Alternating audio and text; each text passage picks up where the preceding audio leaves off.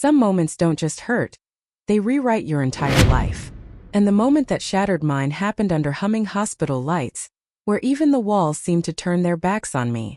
My name is Evelyn Carter, 62 years old, born and raised in Charlotte, North Carolina. But that evening inside St. Mary's Hospital in Manhattan, I felt like I didn't belong anywhere on earth. Nurses rushed past me, their sneakers squeaking on polished floors. Families talked in whispers. Somewhere beyond a nearby door, a newborn cried. My grandson. My first. My only. And yet, I stood alone. Then came the words that cracked me open. Mom, my wife only wants actual family inside. My son Michael stood just a few feet away, but he felt a mile distant. I searched his face. Those same brown eyes I saw open for the very first time 33 years ago. Those same eyes that used to light up when he'd run into my arms after school. Now they couldn't even meet mine. He inhaled sharply, like he was bracing himself to say something awful. Don't push it, Mom. Emily. She's never really been comfortable around you. That sentence didn't land in my ears. It landed in my bones. Everything around me blurred. The hallway stretched like a tunnel. Voices became muffled. People walked by without looking at me. Maybe out of pity, maybe out of discomfort. 12 hours. I had spent 12 hours on a Greyhound bus, clutching a travel bag and rehearsing every detail of the moment I'd finally meet my grandson. I imagined holding him, rocking him, smelling that newborn sweetness. I imagined Michael smiling, thanking me for coming. Never, not even in my darkest fears, did I imagine being treated like an unwelcome stranger. I swallowed the storm inside me. I couldn't cry. Not there. Not in front of him. So I did what I never thought I'd have to do with my own child. I stepped back.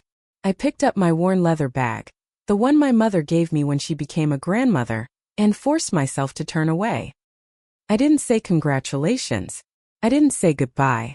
I just walked. Left foot, right foot, down that endless corridor. But as I pushed open the hospital's front doors and the freezing February air slapped my cheeks, a single thought hit me. If he could shut me out this easily, what would he do next? Because the next morning, in a cheap hotel room with paper-thin walls, my phone rang. And what the hospital told me made my heart stop all over again. Some calls feel like fate dialing your number just to see how much more you can take. And the one I received that morning nearly knocked the breath out of me. The cheap hotel room smelled like old carpet and lemon cleaner. I'd barely slept a handful of hours after leaving the hospital in humiliation. I kept replaying Michael's face, his cold tone, the words that split me open. I thought the worst was behind me. It wasn't. At 7:14 a.m., my phone buzzed with an unfamiliar New York number. Heart racing, I thought maybe it's Michael. Maybe he realized how cruel he was. Maybe he wants me to meet my grandson after all. I answered with a trembling, hopeful voice. Hello, this is Evelyn. Good morning, Mrs. Carter. A woman replied, brisk and emotionless. This is St. Mary's Hospital billing department. Everything inside me dropped. We're calling regarding an unresolved balance on your daughter-in-law Emily Carter's delivery and recovery charges. My grip on the phone tightened. I don't understand. Why are you calling me? Your son, Michael Carter, listed you as the emergency contact for financial responsibility should any insurance discrepancies occur. We need to discuss a remaining balance of $9,870. It felt like someone had slapped me hard. So he gave you my number? I asked quietly. Yes, ma'am, the woman continued, flipping papers audibly. He noted that you would handle any payment issues if necessary. Not call if something happens. Not notify my mother. Not she's here to support us. Just she'll pay. A tear threatened, but I forced it back. My voice steadied with a firmness I didn't expect. There must be a mistake, I said calmly. I don't have family in New York. A pause. But ma'am, your son. I don't have a son named Michael Carter, I repeated. You need to correct your records. And before the woman could say another word, I hung up. My hands shook. My heartbeat thudded in my ears. I stared at my phone as if it had betrayed me. Because in that moment I realized something painful. Michael didn't want me in his life. He only wanted my wallet. I sat on the sagging edge of the hotel bed, inhaling deeply, feeling a strange mixture of heartbreak and clarity settle over me. Something inside me, not love, not forgiveness, finally snapped back into place. For the first time in years I chose myself. But later, after I boarded the long bus ride back home, another memory surfaced, one from decades ago, reminding me exactly how much I had sacrificed for the boy who now pretended I didn't exist. It's strange how pain can pull old memories out of you like threads. Tug one hard enough, and suddenly your whole past unravels in your lap. That's what happened somewhere around hour 6 of the bus ride home. The Greyhound hummed down the interstate, the windows rattling every time we hit a bump. Outside, the world blurred by fields, gas stations, lonely stretches of highway. But inside my mind, scenes from years ago played crystal clear. Back then I was Evelyn Thompson, a 29-year-old woman with a tiny starter home, a head full of dreams, and a husband I loved more than life itself. Jonathan Carter, kind, steady, quiet, the kind of man who fixed everything except the things that broke inside his own body. Michael was only 8 when Jonathan collapsed in our kitchen on a normal Wednesday morning. One minute he was sipping coffee, the next he was on the floor, eyes wide and terrified. Cardiac arrest. Instant. Unforgiving. I remember kneeling beside him, screaming his name, shaking him, begging him to stay. The ambulance came fast, but not fast enough. They let me hold his hand, even though it was getting cold, while doctors whispered condolences around us. And then there was Michael. My little boy stood in the doorway of the hospital room, his backpack still slung over one shoulder. He didn't cry at first. He just stared at his father like he didn't understand the meaning of gone. When reality hit him, he ran into my arms so hard it knocked the wind out of me. Mom, who's gonna fix things now? I will. I had promised him, even though I was breaking myself. And I did. I worked morning cleaning shifts at a dental office, afternoons at a front desk, nights tutoring neighborhood kids just to afford groceries. My hands were raw from bleach. My feet ached every day. But every penny, every sacrifice, every exhausted breath, it was for him. I made sure he had everything. His school supplies, his sports gear, his college fund, his future. I gave him my life because that's what mothers do. And now that same boy wouldn't even let me meet my grandchild. The bus hit a pothole, jolting me back to the present. I blinked, wiping away tears I didn't remember releasing. I whispered to myself, "What happened to you, Michael? When did you stop needing me?" Outside the window, the sky was turning orange with sunset. Beautiful but hollow. Little did I know that long before he pushed me away in that hospital hallway, the distance had already begun years earlier, slow, quiet, and almost invisible, until it wasn't. Some distances don't show themselves all at once. They creep in quietly, inch by inch, until one day you wake up and realize the person you love has drifted so far, you can't even see them anymore. And looking back, Michael's distance didn't start with his wife. It started long before. By the time he was a junior in college, I could already feel him pulling away. Not violently, not cruelly, but subtly, like a tide slipping back from shore. At first, the changes were small. He used to call me every night around 8 p.m., telling me about his engineering classes, the professors who drove him crazy, the projects that kept him up until dawn. He'd laugh with me, vent to me, celebrate his successes with me. But slowly the calls shifted. Then came a night when 8 p.m. passed, then 9, then 10. I finally texted him, "Everything okay, sweetheart?" He responded 3 hours later, "Yeah, just studying with people from my group. I'll call tomorrow." He didn't call tomorrow. Or the next day. I told myself he was busy. I told myself it was normal. Kids grow, kids change, kids build their own worlds. But deep down I felt the shift, like someone gently closing a door between us. Then came the first time he didn't come home for Thanksgiving. Then the Christmas he couldn't get time off work. Then the birthday he forgot until 2 days later. Each moment small. Each moment harmless on its own. But together they formed a pattern I refused to see. And when he moved to New York after graduation, that pattern became undeniable. He called from his new apartment, excitement bubbling in his voice. "Mom, you won't believe it. The skyline, the energy. Everything's bigger up here." I smiled through the ache in my chest.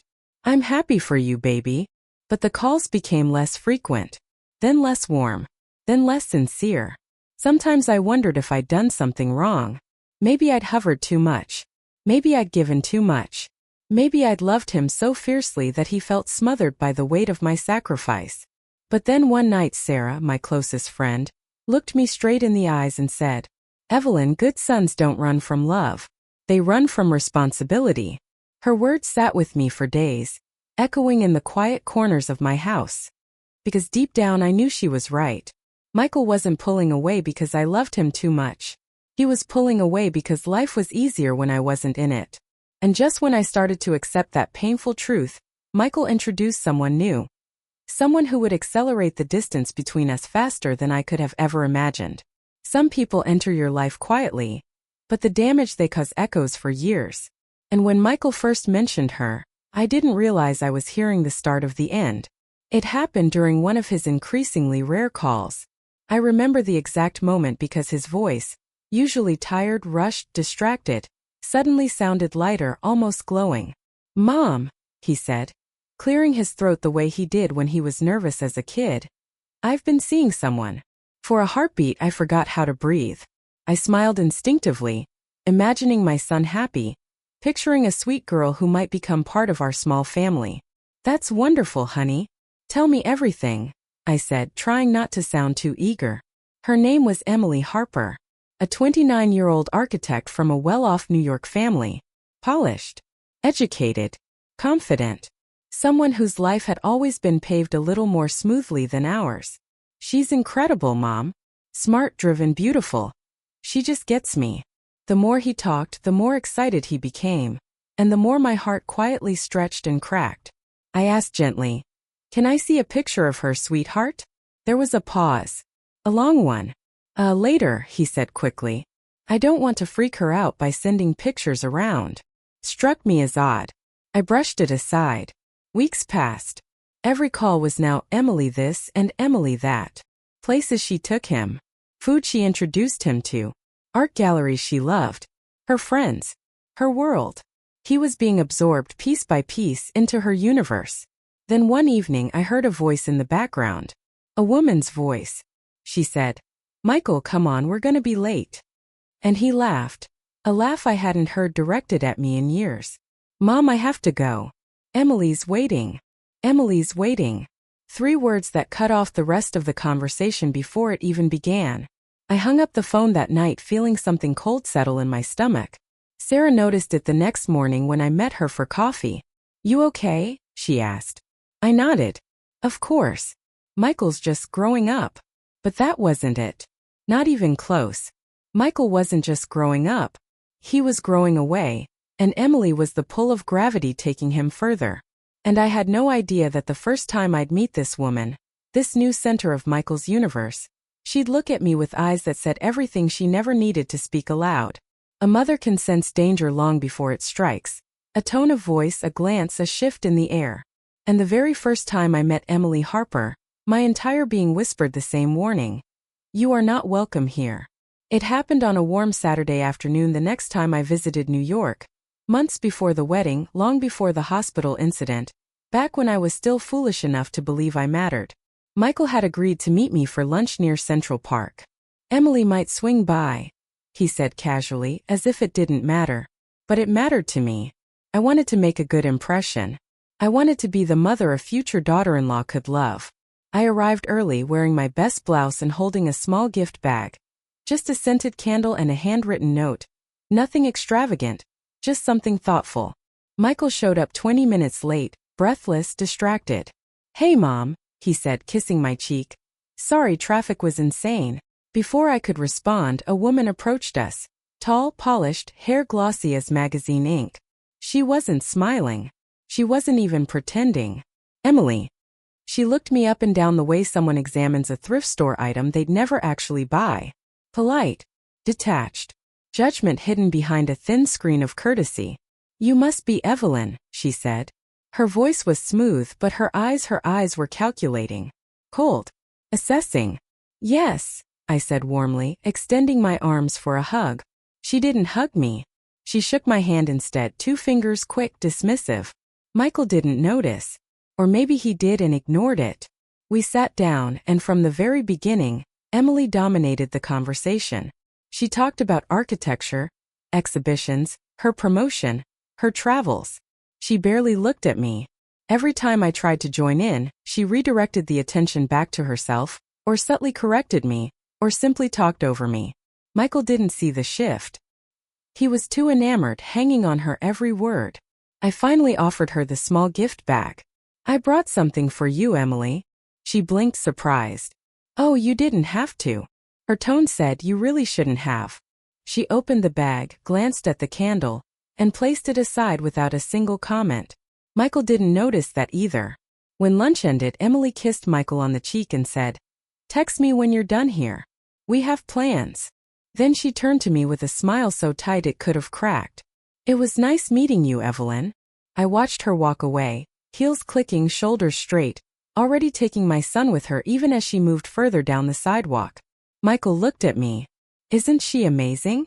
I forced a smile. "She's something." But inside, every alarm bell in my soul was screaming. Because in her eyes I had seen it. Not jealousy. Not insecurity. Not distrust. Something far worse. Possession. Emily didn't just want Michael. She wanted every piece of his world, including the parts that belonged to me. But I didn't realize just how far she'd go. Not until the wedding day, when I learned exactly where she believed I belonged in their new life, and where she absolutely didn't.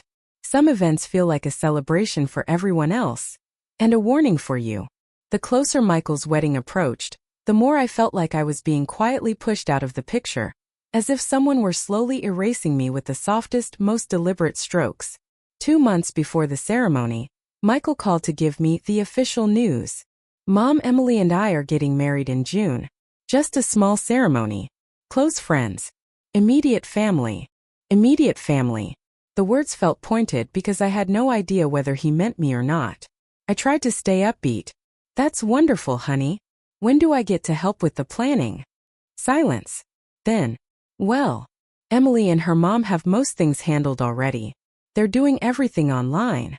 So they don't need my help?" "Mom, it's not personal. It's just they have a system." I swallowed the sting. "Can I at least speak with her? Congratulate her? Maybe get to know her better before the wedding?" Another pause, longer this time. "I'll ask Emily," he said. "She's just really stressed right now." I almost laughed at how predictable the excuse was. When a man says he'll ask his wife, the answer has already been decided, and he just doesn't want to say it out loud. But I let it go, because I still believed, foolishly, that once the wedding happened, things would fall into place. A week later, the digital invitation arrived in my inbox. It looked beautiful. Elegant fonts. Gold trim. A perfect photo of Michael and Emily embracing beneath city lights. But what struck me wasn't what the invitation said. It was what it didn't say. "No, with love." No personal note. No mention that I was the mother of the groom. Just a clinical line at the bottom. "Reception seating has been arranged. Please do not request modifications." That line kept echoing in my head. Please do not request modifications. Like they expected me to complain. Like they already had a plan for where to put me, and it wasn't anywhere near them. I bought a navy blue dress and a pair of modest heels. I had my hair done at the salon down the street. I kept telling myself, it doesn't matter where you sit. It doesn't matter if you're involved. He's your son, you'll be part of the day no matter what. But when I arrived at the venue in Manhattan, a pretty garden just outside the city, I knew immediately that something was wrong. Emily spotted me from across the lawn. She smiled, but it wasn't real. It wasn't even close. Her gaze flicked over my dress, my shoes, my hair, assessing me the same way she had the first day we met. "You made it," she said, hugging me with cold arms. "The ceremony will begin soon." I nodded, nervous but hopeful. "Where should I sit?" I asked softly. "Oh," she said, glancing toward the rows of chairs. "Your place is right over there. The third row. Behind her extended family. Behind people I'd never even met. Not the front row, where the mother of the groom traditionally sits. The third." My breath caught. My heart sank. And just as I opened my mouth to say something, Emily leaned in slightly and whispered something I will never forget. "We wanted today to feel uncomplicated." Uncomplicated. Meaning, your presence complicates things. And the worst part? The wedding hadn't even started yet. and I was about to face the most painful humiliation of the entire day. There are moments when humiliation doesn't arrive loudly. It settles quietly, like dust, until suddenly you realize you're covered in it. And on Michael's wedding day, I felt every grain of it sinking into my skin. I walked toward the third row trying to steady my breathing. People around me were laughing, taking photos, greeting one another warmly. Not a single face turned toward me with recognition. I was the mother of the groom, yet I felt like a stranger who had wandered into the wrong event. My assigned seat sat between two distant relatives of Emily's I had never met. They nodded politely, the way you might acknowledge someone beside you on a bus. Nothing more. Across the aisle, Emily's mother sat in the front row, looking regal and perfectly composed in a pale lavender dress. People approached her constantly, hugging her, praising her, complimenting her daughter. She welcomed it all with a smile that said, "I belong here." Meanwhile, I kept my hands folded tightly in my lap, reminding myself to breathe. Michael emerged a few minutes later, dressed in a dark suit, looking nervous but excited. For a moment our eyes met. He smiled, a small, distracted smile, then quickly turned to adjust something with one of his groomsmen. No wave, no warmth, no acknowledgement that I had traveled 12 hours to be there. I blinked hard, forcing my composure back into place. When the music began and everyone rose to their feet, Emily walked down the aisle in a stunning lace gown. Every head turned, every camera lifted. She looked beautiful. She looked confident. She looked victorious. And yet, as she passed my row, she didn't even glance at me. The ceremony itself was lovely, vows exchanged under soft lights, promises whispered, rings slipped on trembling fingers. People cried tears of joy. I cried quietly, but not for the same reasons. When the officiant finally said, "You may kiss the bride," applause erupted. People rushed forward. Family members pushed toward the couple for hugs and photos. I stood up slowly, waiting for the right moment, waiting for my son to approach me, to pull me into his arms, to introduce me proudly as his mother. But he didn't come. He hugged Emily's parents. He hugged her grandparents. He took photos with her cousins, her friends, her coworkers, everyone but me. I took a step forward, hopeful, then another. But just as I approached, a photographer blocked my path and called out, "Okay, let's get a shot of the immediate family." Emily's eyes flicked to me, sharp, dismissive, deliberate. She didn't say a word. She didn't have to. Michael stepped beside her, placing his arm around her waist. He looked toward the camera, not toward me. And in front of dozens of people, I watched as he posed for their family photo. Without me. But the reception that followed? That was where the humiliation sharpened into something colder. Something that finally made me realize Emily hadn't just pushed me aside. She had succeeded in erasing me entirely. There's a particular kind of pain that doesn't shout, it whispers. And at the wedding reception, every whisper around me told the same story. "You don't belong here, Evelyn." The reception was held in a canvas-draped garden behind the venue. Twinkling lights strung overhead like stars someone had hung by hand. It was beautiful, painfully beautiful, the kind of place where memories should be made. But the only memories I'd take with me were ones I wished I could erase. Tables were arranged in neat circles, each marked with elegant cards: family, bridal party, close friends, VIP guests. When I found my name, it wasn't on any of those. My card sat alone at a table near the back, next to the dessert station. Table 11. The overflow table. When I sat down, a young waiter approached. "Oh, this seat," he said awkwardly. "It's mostly for vendors taking breaks, but you're welcome to sit here." Vendors. Vendors. I forced a smile. "Thank you. This is my seat." His cheeks flushed. "Oh, sorry, ma'am. I didn't realize." Of course he didn't. Nobody did. Or maybe nobody cared enough to. From where I sat, I could see Michael and Emily surrounded by people. Laughing, clinking glasses, taking photos, glowing with attention.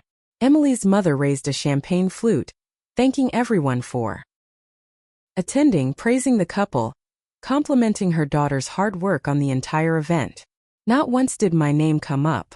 At one point, Michael walked by my table, heading toward the bar. I straightened up, ready to speak to him, ready to steal even 30 seconds of his time. "Michael," I said softly. He paused barely, then forced a smile. Hey Mom, you eating okay? I'm fine, I whispered. Could we maybe take a picture together? Just one. He swallowed, glancing over his shoulder where Emily stood talking animatedly to guests. Maybe later. They're calling us for more photos. More photos. And I wasn't in any of them. Then came the toasts. Emily's father spoke first, making the crowd roar with laughter. Her sister followed, sentimental and sweet. Then her mother gave a speech that could have been lifted from a bridal magazine, poised, polished, perfect. Afterward, the DJ announced, "And now let's hear from the groom's side." Heads turned toward me. I froze. Michael cleared his throat awkwardly. My mom doesn't love public speaking, so I'll just say something quick. I stared at him. I had written a speech, spent hours on it, practiced it in the mirror. But he never asked if I wanted to speak. "Thanks for coming, Mom," he said simply. "It means a lot." That was it. 12 words. Then he moved on. I clapped with everyone else, but my hands trembled. Later, while the guests danced, I slipped outside into the cool evening air. String lights swayed softly above me. Laughter echoed through the tent. Inside, Michael was spinning Emily in circles, throwing his head back in pure joy. He never once looked toward the door to see where I'd gone. Standing alone under the drifting lights, I finally understood something I had been trying desperately to avoid. I wasn't just excluded. I wasn't overlooked. I had been erased. But what neither Michael nor Emily knew was that life has a way of circling back. And the next time they needed me, it wouldn't be for love. It would be for something far uglier. Sometimes life doesn't just bring people back around, it drags them. And 3 years after the wedding, when my phone lit up with Michael's name, I already knew something was wrong. Because he only ever called when he needed something. By then I had rebuilt myself. I had stopped waiting for holiday invitations that never came. Stopped pretending he'd show up for my birthday. Stopped expecting the rare, rushed phone calls that always ended with, "Sorry Mom, Emily's calling me. I gotta go." I learned to cook for one. To sleep without checking my phone. To fill my weekends with gardening, books, and quiet. I didn't hate my son. But I had finally accepted that he had chosen a life where I didn't fit. So when his name flashed across my screen late on a Wednesday night, I stared at it for a long time before answering. "Michael." His voice cracked tight, exhausted, scared. "Mom, Emily and I need help." My heart lurched. "What's wrong? Is it the baby? Is everyone okay?" There was a pause. A heavy one. Then a shaky exhale. Emily had to quit her job because of the pregnancy complications. I'm the only one working now, and we're drowning in bills. We maxed out 2 credit cards. We're behind on rent, and the hospital costs. He stopped, voice breaking. I closed my eyes. 3 years of silence, and now I was the emergency contact again. Not for love. Not for family. For money. "How much do you need, Michael?" He hesitated, embarrassed. "Around 6,000. For now. Maybe more later. We'll pay you back, Mom. I swear." I almost laughed. Not out of humor but disbelief. They could erase me from their wedding. They could erase me from their photos. They could erase me from their family narrative. But my wallet? That part they remembered. Still, he was my son. And even though my heart hurt, the instinct to protect him hadn't died. "I'll help," I said quietly. "But this can't keep happening. We need to talk, really talk." Michael exhaled in relief. "Thank you, Mom. Seriously. You're saving us." The words felt empty. Practiced. Convenient. I wired the money the next morning. He texted a quick "got it," and then disappeared again. No updates, no gratitude, no conversation. Months passed. The pregnancy worsened. The bills grew. And the calls became more frequent. Always asking, never offering. But I kept helping because guilt and love are powerful chains. Still, there was one thing Michael never told me. Just how deep in trouble they really were. Because the day Emily finally went into labor, the day I rushed to New York hoping things had changed, I discovered the truth they had both been hiding. And the betrayal was bigger than anything I could have imagined. Some truths don't come as whispers, they hit like a brick to the chest. And the day Emily went into labor, when I rushed toward St. Mary's Hospital with hope foolishly blooming in my chest, I had no idea I was walking straight into the biggest betrayal of all. I arrived breathless, hauling my overnight bag through the sliding doors. The hospital smelled like antiseptic and cold air. Nurses hurried past, and somewhere deep inside the maternity ward, a newborn cried. My grandchild. My flesh and blood. And for the first time in years I believed maybe, just maybe, Michael would finally need me for something other than my bank account. I approached the front desk. Hi, I'm Evelyn Carter. My daughter-in-law Emily Harper Carter is giving birth. I'm here to see my son. The receptionist typed for a moment, then frowned slightly. You're Evelyn Carter. Yes. She hesitated. One moment. Let me check something. My stomach tightened. After a few seconds, she looked up with an apologetic expression. I'm sorry, ma'am. You're not listed. Listed for what? For access. Only approved family members are allowed beyond the waiting area. Confusion washed over me. But I'm his mother. She double-checked the screen, eyes softening with awkward sympathy. I understand, ma'am. But you're not on the approved list. My throat tightened. Who is on it? She turned the screen discreetly, and I saw 3 names. Emily Harper. James Harper, Emily's father. Lydia Harper, Emily's mother. And that was all. Not Michael's mother. Not his side of the family. Just Emily's world. The same world I'd never been allowed into. I felt the floor tilt beneath me. There must be some mistake, I whispered. The receptionist shook her head gently. I'm really sorry. They were very specific. Very specific. Meaning Emily. Meaning Michael agreed. Meaning this was intentional. Before I could say another word, I heard a voice down the hallway. Familiar. Tired. Michael. He was talking to a nurse, rubbing his eyes, hair messy from stress. When he saw me, he froze. Not with joy, not with relief, but with pure panic.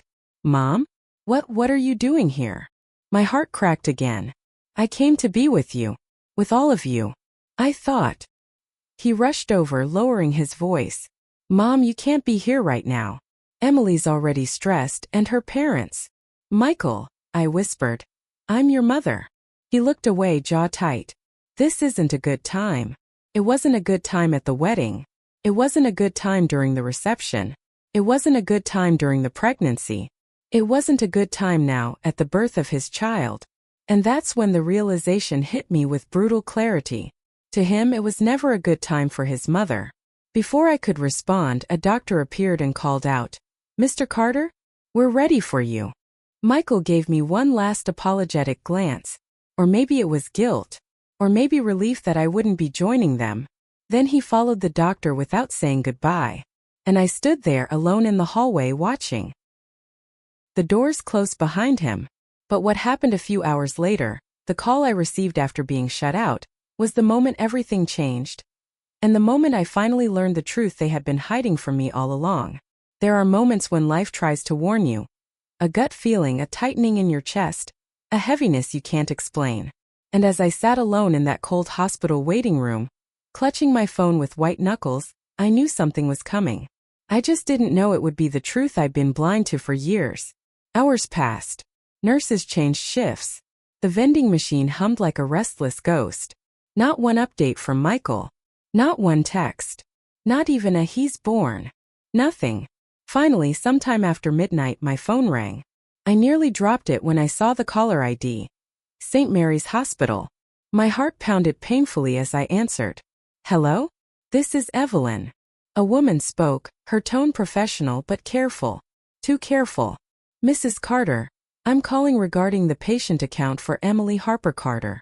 The words made my stomach twist. Is something wrong with the baby? No, medically they're both stable. I exhaled shakily. But, she continued, there is a significant issue with the billing information. We've attempted to contact your son multiple times, but he's not responding. You are still listed as the secondary guarantor. My blood ran cold. Secondary guarantor? I never agreed to that. I understand, ma'am. But your information is attached to multiple forms your son signed. Forms. Plural. I clenched the edge of the chair. How many? 6 documents, she answered, including maternity care, emergency interventions, anesthesia authorization, And? She hesitated. And what? I pressed. A pre-approved payment plan tied to your bank information. The room spun. What? That's impossible. I never gave permission for that. She lowered her voice. Ma'am, the signatures on the forms next to your name don't match your ID. They aren't yours. The world around me went silent.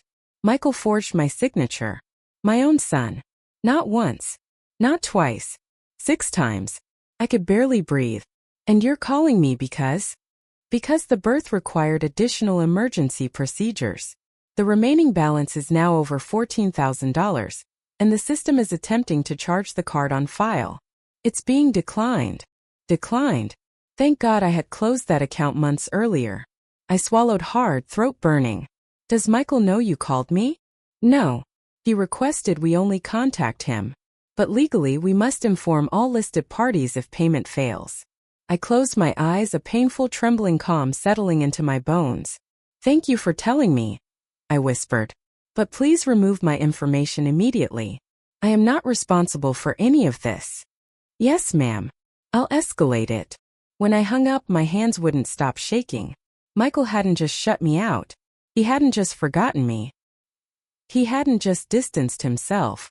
He had used me, exploited me, lied to me, stolen from me. And at that moment, something inside me that had bent for decades finally broke. But the real breaking point came when Michael finally called me back. Not to apologize, not to explain, but to demand something that pushed me past the point of forgiveness forever. Every betrayal has a final straw. A moment so sharp, so unforgiving, that it severs the last thread holding a relationship together.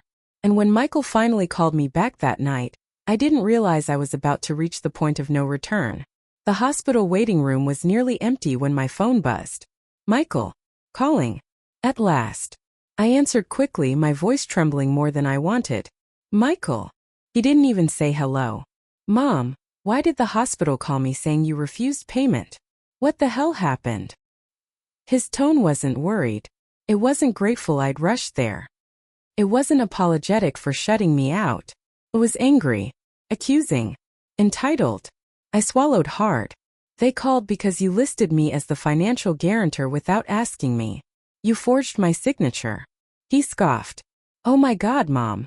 Can we not do this right now? Emily is exhausted. I'm exhausted. We need help. I froze. Help? Michael, you committed fraud. He sighed sharply. It's not fraud. You're family. Families help each other. I felt something inside me snap. Families don't hide births. Families don't lock out their own mother. Families don't only call when they need money. Silence. Long cold silence. Then, with the audacity only someone who's never faced consequences has, he said, Mom, you owe us. You weren't around much when I moved to New York. You didn't help us plan the wedding. You didn't visit during the pregnancy. You kept choosing yourself. I stared at the floor, stunned. It was like he'd rewritten history in his mind, turning every sacrifice I'd made into an accusation. I wasn't around, I whispered, because you shut me out. But he kept going. We're drowning, Mom. Emily is recovering from surgery. We need money for the medical bills, for the apartment, for the baby's things. You've always had savings. Why are you being selfish now? Selfish. The word hit me like a punch. I had given that boy every piece of myself. My youth, my health, my income, my time, my entire life, and somehow I was selfish. Michael, I said quietly, I love you, but I won't let you use me anymore. His voice hardened. If you don't help us, Mom, don't expect to be part of your grandson's life. Emily already thinks you're unpredictable. And honestly, I'm starting to agree. My eyes stung. So that's it? Money determines whether I get to be his grandmother.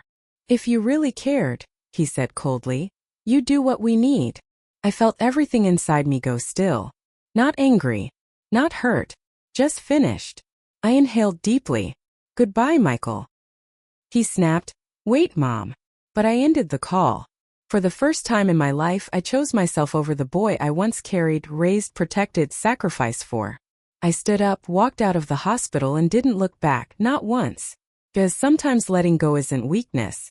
Sometimes it's survival. And as the cold night air hit my face, I realized something with absolute clarity. Some people you lose on purpose,